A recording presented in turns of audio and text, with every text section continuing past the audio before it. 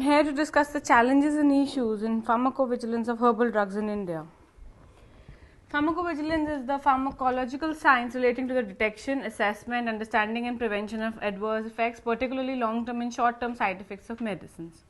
All medicines have side effects. Some are known until and unless they are discovered, and it is important to monitor both known and unknown side effects of the medicines in order to determine any new information in relation to their safety profile. Now, this is what I have summed down as how pharmacovigilance works. First of all, ADR suspicion is there. Unless until there is a suspicion, we do not proceed down towards the ADR reporting. Then we report the adverse drug reactions. We finally analyze those reactions and we share the findings with the upper authorities for the compilation of the reports. Adverse event reporting comprises 4 elements: an identifiable patient, an identifiable reporter, a suspect drug, a suspected adverse event. Then it may be of 2 types: serious and unexpected adverse reaction. And unexpected adverse reactions are mainly in the hypersensitive people, or maybe due to the hyperallergic reactions as well. Then this is how it proceeds. From data compilation, we go down to the analysis. Finally, we see the response, and again that leads to the data compilation again. So it's a cycle. These are the 3 types of ADRs. They are non-immunological ADRs, which are type 1 predictable, type 2 unpredictable. Immunological, that are IgE mediated, type 2 are cytotoxic, type 3 immune mediated, and type 4 cell mediated, and these are the 2 miscellaneous ones. Type A, these are the predictable ones. What are the main ingredients of the predictable one? Side effects, secondary effects, toxic effects, mutagenicity and carcinogenicity, drug infection interactions, teratogenicity, non-immunological activation of effector pathways, acceleration of disease, metabolic alterations, drug-induced chromosomal change, and effect on spermatogenesis. Then these are the 2 unpredictable ones: intolerance and idiosyncrasy. This is the type 1. How does it proceed? This is the earlier exposure, which leads to the antigen-antibody reaction, release of mast cells, then the mediators are released, and urticaria, which examples of drugs are lignocaine and penicillin, which can induce the immunological side effects. Then these are cytotoxic, in which the antigen-antibody reactions takes place, leads into the formation of the complements, then cytolysis, and the drugs or the reactions that induce these type of effects are blood transfusion reactions and cephalosporins. Type 3 are antigen-antibody complex, which leads to the complement and inflammation reactions. These are mainly seen with the NSAIDs, non-steroidal anti-inflammatory drugs. Type 4, delayed hypersensitivity reactions.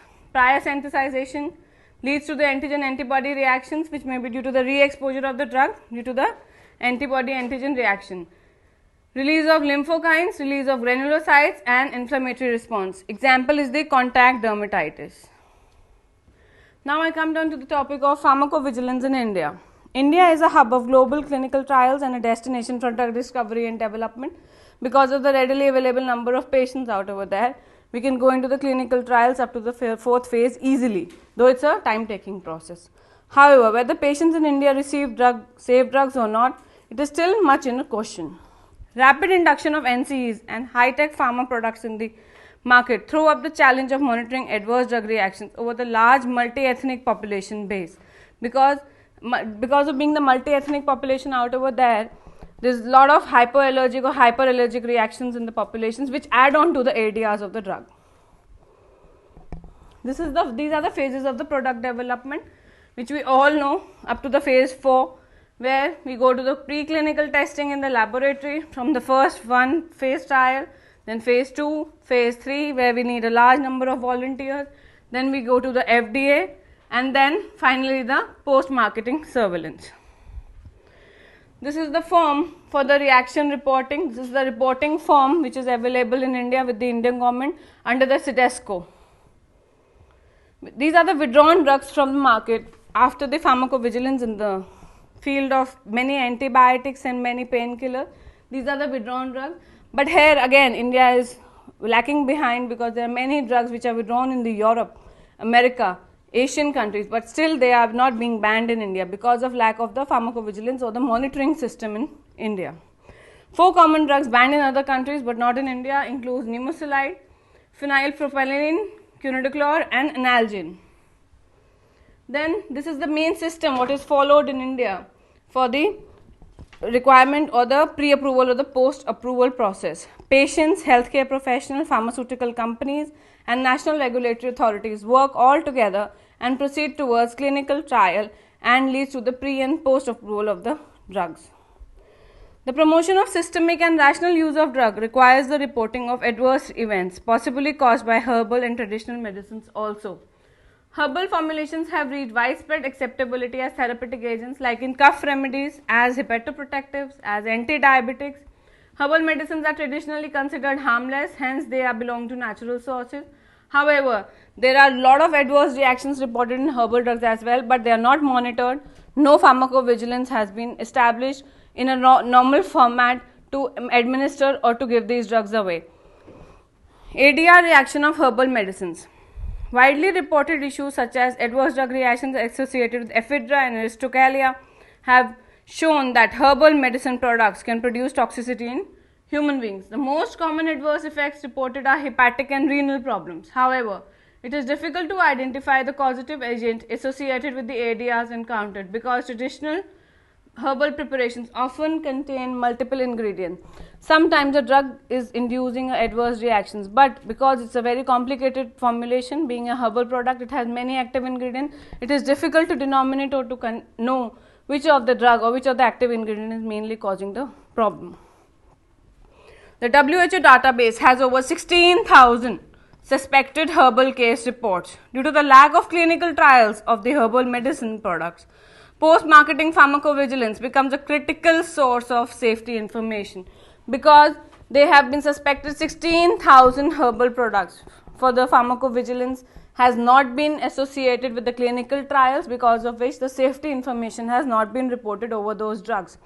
However, the assessment of adverse drug reactions associated with herbal medicine products offer unique challenges in the quantity and quality of available information. These are the list of drugs which are suspected with the adverse reactions like ginkgo biloba, which we use in lot of medicinal preparations which come from the Ayurvedic or from the natural sources, but the associated side effects what we do not know are bleeding, gastrointestinal disturbances, allergic reactions, fatigue, dizziness, confusion, dry mouth and photosensitivity. These are all the associated adverse effects which are associated with ginkgo biloba, but due to the lack of the clinical trials it has not been established. It is only on the ethnopharmacological basis. Ephedra, it gives hypertension, it's from where we obtain the ephedrine, very potent drug which is also used in the allopathic formulations. Hypertension, insomnia, arrhythmia, nervousness, tremors, headache, seizure, cerebrovascular events including to the brain damage, myocardial infarction and kidney stone. Then Piper species can lead to the sedation, oral and lingual dyskinesia, auriculocytic crisis, exacerbation of Parkinson disease, painful twisting of the movements of trunk and rashes. Similarly, Aristocalia species can lead to the kidney toxicity and carcinogenicity. These are the main pharmacovigilance programs which has been established in India since November 2004 at New Delhi. This program was started. It is under the control of CDESCO, Director General and Indian Pharmacopoeia Commission. The members of the following commission are Steering Committee and the Advisory Committee. This is the governance structure what takes place in India, basically coming from the central to the zonal levels and going up to the regional levels. This is the National Pharmacovigilance Program which can be subdivided into the different zones including north, south, east and west, which goes up to the regional and then the peripheral system. These are the steps they follow: initiation, expansion, maintenance, optimization and then finally the leading or the filing excellence phase. These are the 5 phases of program in India. developing, then they enroll the medical colleges, increase the number of medical colleges, work onto them and create the excellence in the Asia Pacific. What are the risk management? How do they manage the risk? Ensure availability and management of funds, conduct frequent training and awareness, detect and respond to under-reporting ADRs, quality review of filled ADRs form, proper supervision of the centers, feedback of the healthcare professionals. These are the program communications. How do they communicate with each other? So different zones, different coordinates are involved in the coordination with the centers, which finally go to the CDESCO or the headquarters. Then what are the functions? The functions are identification and analysis of new ADR signals from national centers which are sent to the WHO database. Provision of the WHO database as a reference source and exchange of information between WHO and national centers so that can compile to the world ADR monitoring. What is the reporting trend? Preferred report is the ICH guidelines, but some of them members still use the old WHO guidelines, and ICSRs, individual case safety report, should be sent once a month but at least every quarterly. This is the distribution of ICSR reports worldwide to the WHO central organization. Mainly the main is given by the more than around 50% given by the United States, then comes the United Kingdom, Germany, Canada, Australia, France, Thailand, Korea, Spain, Italy, and India lies amongst the very small all other countries. Pharmacovigilance of herbal drugs in India, challenges ahead. Program has encouraged reporting all suspected drug-related adverse events, including those caused by herbal, traditional, alternative medicines. Still, the number of reports related to Ayurvedic herbal drugs has been abysmally low. Among the challenges faced in the detection of adverse reactions may involve one or more of the following, such as ADR terminology not covered in Ayurvedic curriculum, accessibility of safety information, signal detection, lack of quality assurance, quality control, informal selling, which is a very main point in India, counterfeit and spurious herbal drugs, to name a few. The challenges faced in the assessment of adverse drug reactions include lack of trained professionals, inability of the interpretation of causality assessment, lack of information about the active principle with regards to the mechanism of action of herbal medicines. Now I finally want to conclude. Some countries accept traditional experience-based evidence while others consider herbal remedies as dangerous or of questionable value. Medicinal herbs as potential source of therapeutics, AIDS has attained a significant role in healthcare system all around the world for human beings, not only in the disease condition but also a potential material for maintaining proper health. A major factor impeding the development of the medicinal plant-based industries in developing countries has been the lack of information on the social and economic benefits that could be derived from the industrial utilization of medicinal plants. The monitoring the safety of herbal medicinal products in the market or in the pipeline will definitely go a long way in restoring the confidence of their safety. Thank you.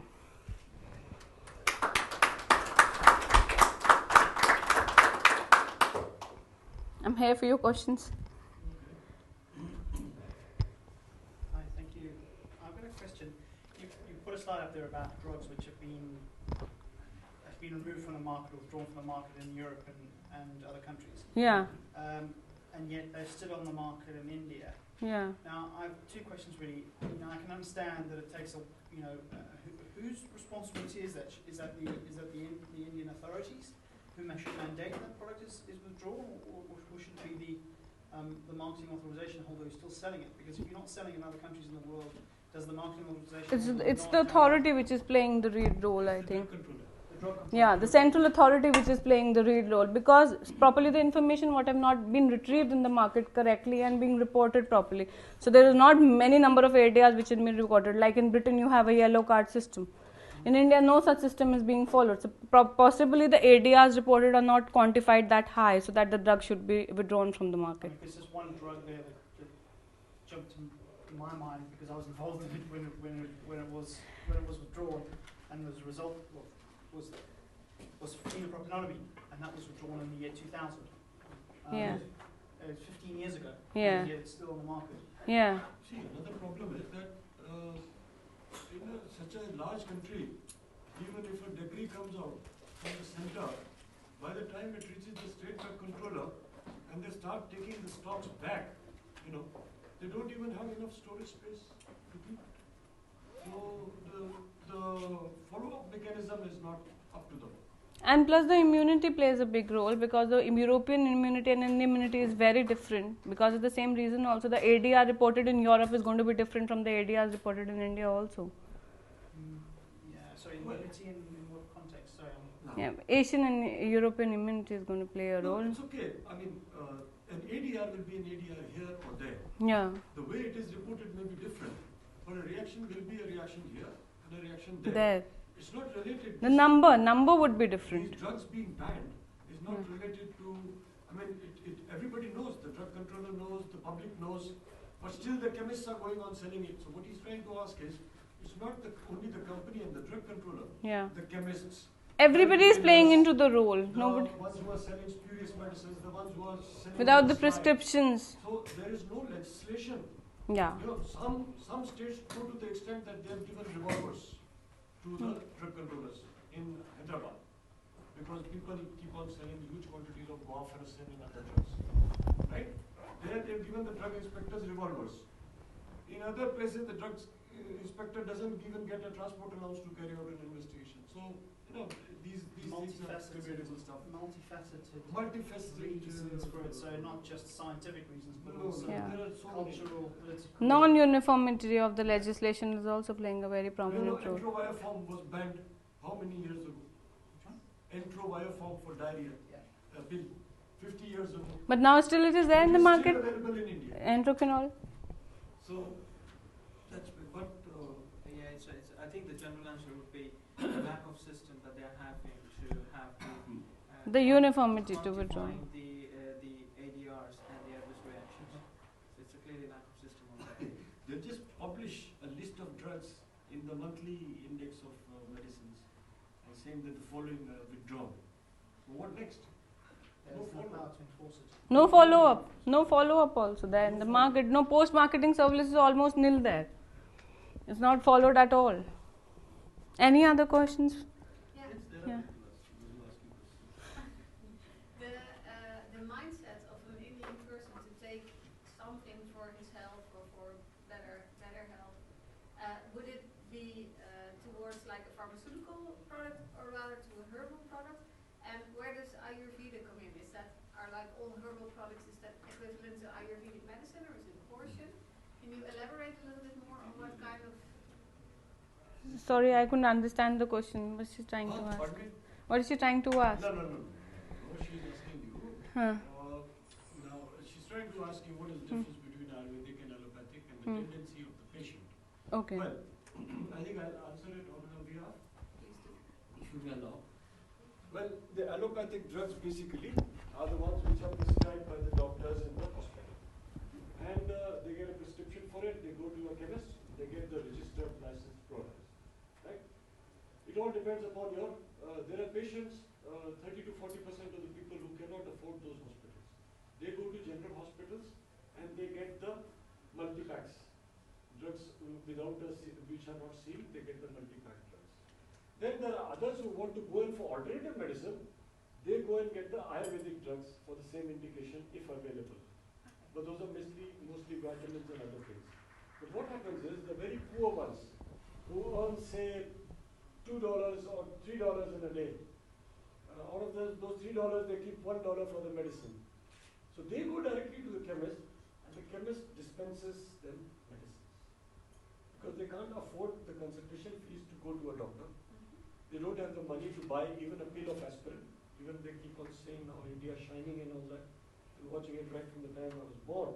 It is shining in a way, okay, but these are some vital issues. I just told you yesterday that only 2% of our GDP, 2% of our total budget is allocated for health.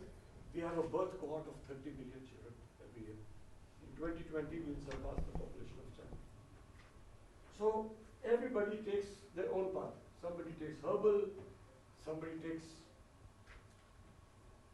not properly packaged medicines, many take Paracetamol and other drugs, anti-malarials and others, they just go and tell the guy, I'm getting fever with chills. The chemist will give them an anti-malaria. Without So any prescription. That's all, without any prescription, without any consultation, without any laboratory tests. And Ayurvedic is basically ethnopharmacology also. They see the effect is coming out of the drug, they feel the drug is actually affecting into the disease, they will start taking it. They don't need a prescription. So you have So basically on the experience they take up the herbal you medicines. have herbal medicines, then you have homeopathic medicines, you have all kinds of things happening. So with such a large population, I think the biggest problem is the population. Yeah, that's And lack of control. How much can the drug controller do? After all, he can only do as much as the budget which is allocated to him by the government. Now this, they even start cutting down on the programs. HIV control and other things. They find it better to buy C-130s and others and the missiles from America rather than invest in them. there was a program of polio started like 20 years back. Now India is declared as a polio-free You've written nation. there that pharmacovigilance started in 78. I started in 1988. It started first time with 16 medical colleges of India being linked up for pharmacovigilance. Okay. And the same plan which I'm seeing today, I saw it 20 years ago, 25 years ago, 30 years ago. So, but But many let's see what's diseases. happening. Yeah. So, well, we can only hope for the best. Yeah, that's what is required. And any other questions? Yeah. Any other questions? Thank you everyone. Thank you for sparing your valuable time. Thank you so much.